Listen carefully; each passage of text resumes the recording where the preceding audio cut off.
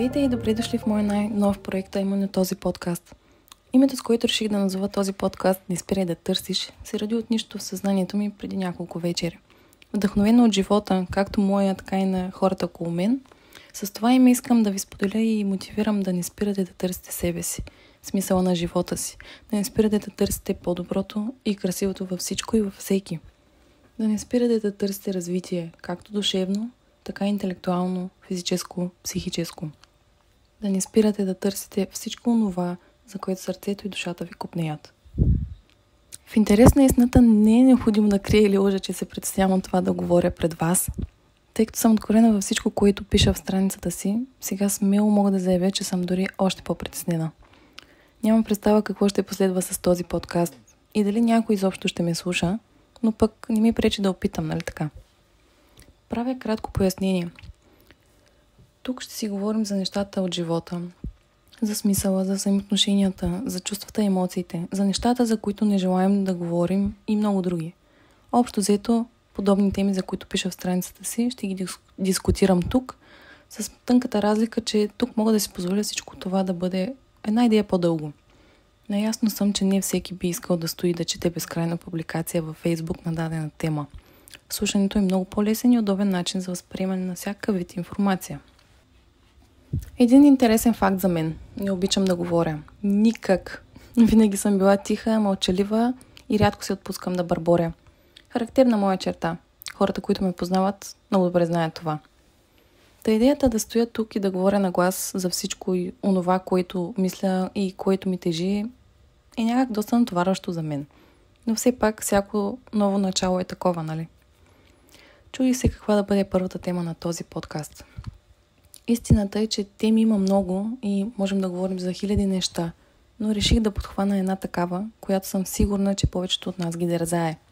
А именно, дали пропилях живота си. Въпрос, който поне аз лично съм си задавала неведнъж за скромните си години.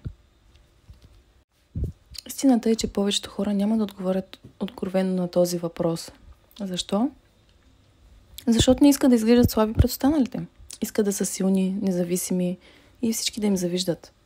Това сякаш ни е вродено в човешката природа и макар да е прието за нещо нормално, смятам, че също така е напълно нормално да признаем както грешките си, така и всичко, за което съжаляваме.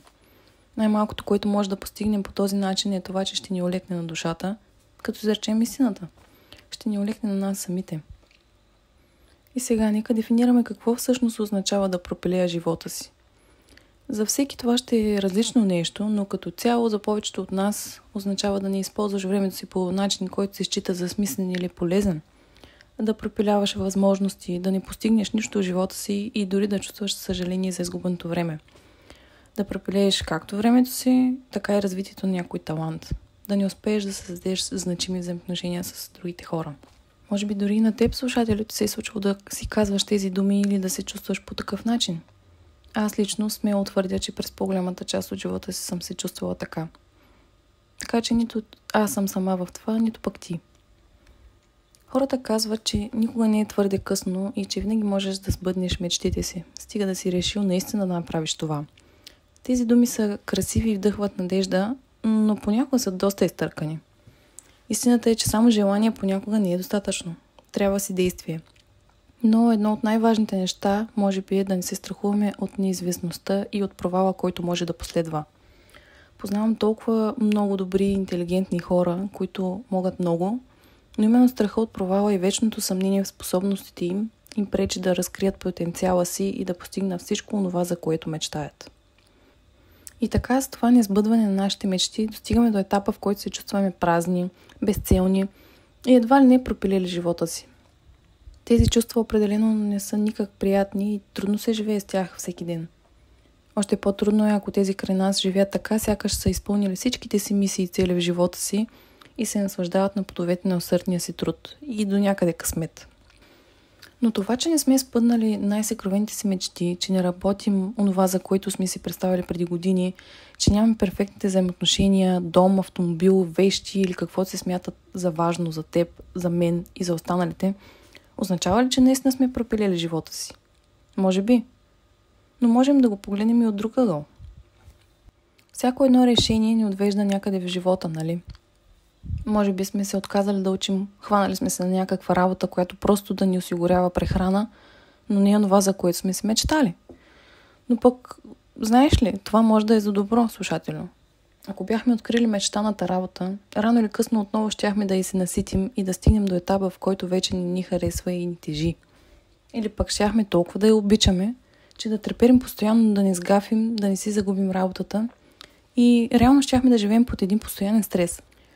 Може би нямаме огромни доходи, които да променят живота ни и да ни карат да се чувстваме по-добре, но нека не забравяме, че често хората неусетно се променят веднъж, щом се видят с изобилие от пари. И под променят имам предвид, уви, към по-лошо. Сивото ежедневие и еднообразните неща, които правим всеки Божи ден, също умело успява да ни накарат да се чувстваме отново така. Сякаш пропиляваме времето си тук. И тук, макар и аз постоянно да се чувствам така, все си мисля, че дори да изпълням всичко, за което копнеем, отново ще достигнем до етапа, в който ще се чувстваме по подобен начин. Просто сме хора.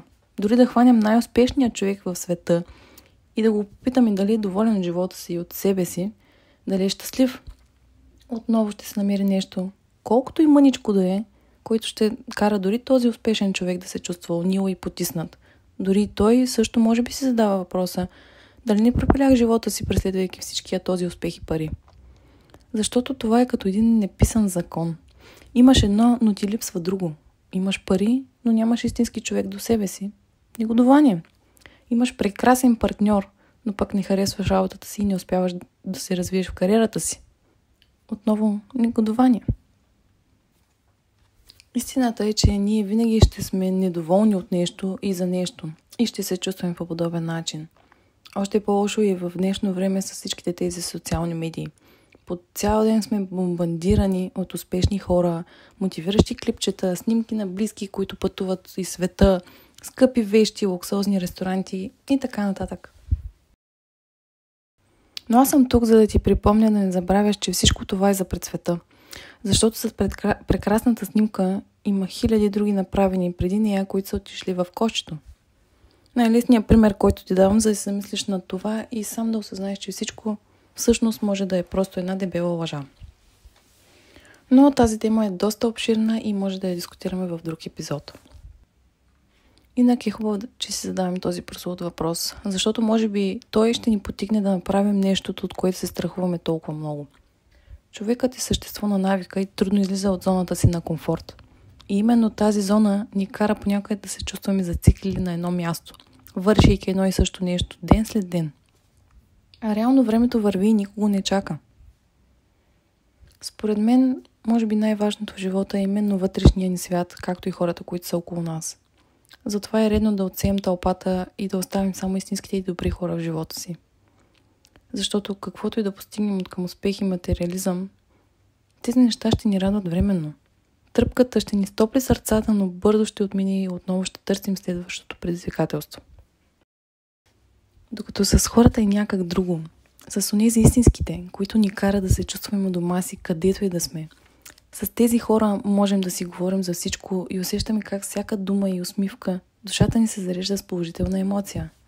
Онази тръпка, която усещаш, когато си купиш нещо хубаво, за което си жадувал, тази същата има с тези хора, но е по-различна, по-приятна и по-истинска. Може би истинското пропиляване на живота всъщност се свежда именно до това да прекарваме времето си хора, които не ни заслужават. Редно е да се откъснем от токсичните хора, енергийните вампири и всички онези, които ни карат да се чувстваме зле. В крайна сметка енергията ни лъже и както ти, така и аз много добре осъзнаваме с кои хора се чувстваме добре и с кои не. Защото всъщност нищо не е гарантирано в този живот, освен едно нещо и никога не се знае какво ще ни се случи. Да отдаваме енергията и времето си в битовизми и дребни нещица наистина не си заслужава. Важно е това как сме се отнасяли с хората, колко нежни сме били, как внимателно сме изслушвали проблемите им.